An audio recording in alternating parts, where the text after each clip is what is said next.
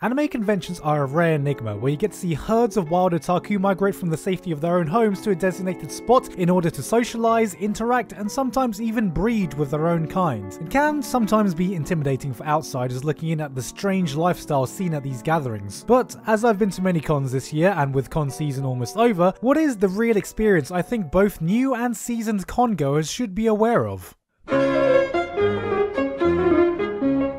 Before deciding to go to a convention, know that it can cost a fair bit of money, so budgeting is a very important skill to have. One commonly suggested budgeting technique is to take your entire life savings, add the maximum limit to your credit card, and... Now, accommodation can be expensive, but you can get around this by rooming with some friends. If you don't have any real life friends to room with, then the next best thing is to find online friends. They are like real life friends, except you're more familiar with them as a disembodied avatar on your computer screen. Just be careful, as you shouldn't be surprised if that one person who appeared alright the 2 times you talked to them on Discord suddenly becomes an annoying twat who was seemingly never taught any manners by their parents. The typical estimate on how many people you should share accommodation with goes by taking the width and length of a standard hotel room, calculating the area, then dividing that by the number of average human bodies that can lay in it side by side. Once you arrive at the con, the first challenge you'll have to handle is picking up your badge. This is a fairly simple procedure for small conventions, but for any larger ones, you'll need to be ready. Most cons allow you to pick it up the day before the convention starts, as if you show up on the opening day, you'll be expected to wait in line for approximately half the life expectancy of an average human being, while also being subjugated to walk past at least 10 fuckers who measure their life worth on how many high fives they can collect. And once you get past that, you can finally start enjoying the convention. If this is your first time, it may be a surreal experience hearing words like kawaii or sugoi or JoJo reference casually being thrown out in public, and some people take this as a sign that they've just entered a separate dimension of reality, detached from any and all social norms. Surprisingly, this is not actually the case, so be sure to keep in mind that all actions that can make you seem creepy or rude or downright criminally harassing in the real world still do apply here. Cosplayers are one of the most well-known things about conventions, and you may get excited seeing some of your favorite characters or even your waifu,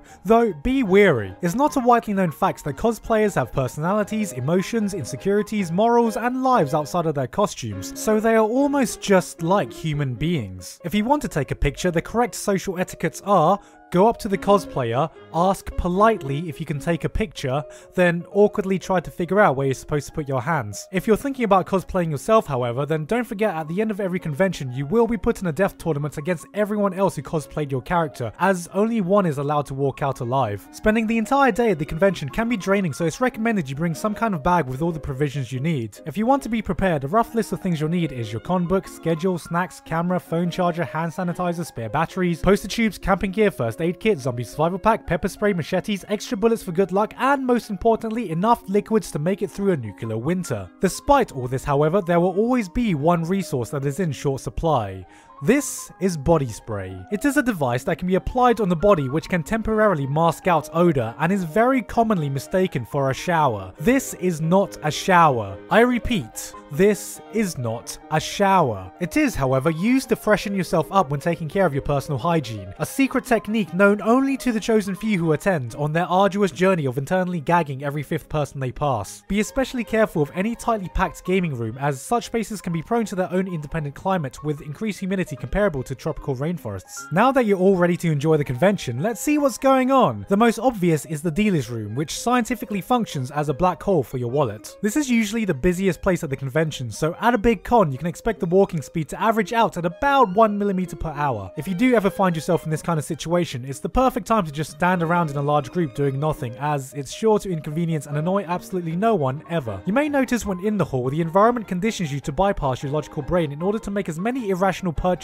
as possible. This phenomenon is known as con buyer's high, and once infected, it can only be stopped when the individual looks at their wallet and eventually realizes that they aren't going to be able to pay the next 3 months of rent. Panels are also a massive part of conventions. There will be many different panels running, but if there is a popular panel you want to attend, make sure you set up camp at least 7 months before the panel starts, but be wary that the line will still probably be over capacity just before your turn. They can range from many different topics and shows, and a lot of them allow you to ask questions if you ever wanted more insight. Once the panel is nearing its end, it's normally time for the quick fire questions to get through as many people as they can. Unfortunately, even if you have a burning insightful question nobody has asked yet, this is the time which guarantees the next person will take up 15 minutes asking the panelists what brand of shampoo they used that morning. Other important areas you can check out is the artist alley, where you'll buy quality trinkets you'll lose in a day, the gaming room, where you'll get your ass kicked by at least 10 different people more practiced than you, and the main lobby, where you can hang out and crowd watch and definitely not judge the 50 people walking past you who shouts out a dead meme. As you'll be having so much fun and wanting to spend as much time at the con as possible, normal living habits may become somewhat of a nuisance that takes time away from things you want to do. Case in point, food. Food will turn from part of your daily routine to something you'll have to consciously consider, where you'll be surviving the weekend on a standard dietary recommendation of pizza, burger, instant ramen, and chips. Now, though this is the recommended diet, you'll find that oftentimes you have to make an important choice between going to that one event you plan to and eating. One is a panel of sweaty nerds talking about cartoons, and the other is your normal daily routine that every human needs in order to get energy and survive.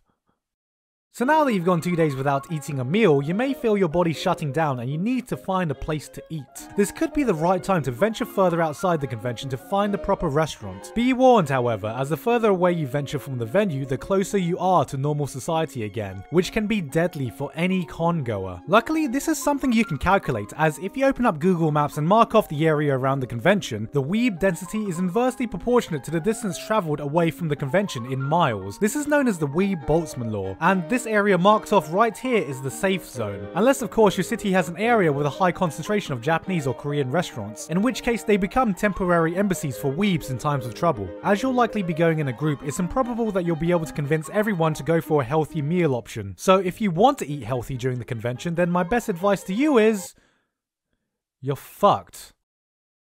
On some rare occasions, the convention may be held at a hotel or venue where normal people are staying, which can end up becoming one of the most unintentionally amusing things, watching them try to figure out exactly what new planet they've just woken up on. If this happens, don't be afraid to show them that we are just normal people. Say hi, ask them what they do for a living, what they're here for, and which one of the Monogatari girls they'd prefer to have sit on them. If you want to pack it in early, know that there are probably activities still going on after hours. Many conventions hold raves, a place where you either get to see a large group of awkward anime fans bouncing around and clapping, or people who are confident enough to try dancing by attempting to waterbend. This is not to be confused with idol shows, which is the only place in the universe you'll be able to see a concert hall full of anime nerds go absolutely fucking mental. For many others, however, after hours activities will just boil down to finding a place to consume enough alcohol to poison a fucking elephant. Once you've gone through all that, congratulations, you have survived and hopefully enjoyed your anime convention. Now comes the hardest part. The post-con. You know that story you always hear about people waking up from their hangovers after a hard night of drinking and feeling like death when they see the sunlight? Well, it's a bit like that, except the hangover is your post-con blues, and the sunlight is the crippling depression you feel when you realize that you're back in normal society. You can't shout out memes casually, everyone's wearing boring normal clothes, and nobody wants your free hugs anymore. Actually, maybe no one ever wanted your free hugs. Stop trying to give me free hugs. I don't want free hugs. Get out of my personal space! And that's the typical con experience. After a long weekend of anime, you may find it takes some time to rehabilitate yourself back into society, but once you do, you will realize that despite all the possible shortcomings, you had an absolutely fantastic time, and you want to go to as many conventions as possible, only to forget that your wallet had already put out a hit on you as you don't have any money to pay next month's rent because of that figurine you bought, you stupid anime trash fuck. Hey guys, hope you enjoyed that video. Thank you very much this month to Hadril Leon, Basil, Lee Watts, Patrick Madsen, and everyone else on Patreon for helping to support me for this month and making this video possible. Sorry it's been a while since I uploaded, but I do have a reason, I swear to God. So last month I must have hit my head or something, and I thought it would be a good idea to work on two Anime in Minutes episodes at once, both which take a fuck ton of time by themselves. And of course I couldn't have picked a worse time since I just got hit by the not advertiser friendly train and a lot of my videos are demonetized. So yeah, that's good. I'm not panicking though, as with all your continued support on Patreon, I should be able to make it through this. So if you are interested in supporting the channel, you can click on the button below or the links in the description. But aside from that, I have no further updates. I've been Gigguk, and I'll see you all next time.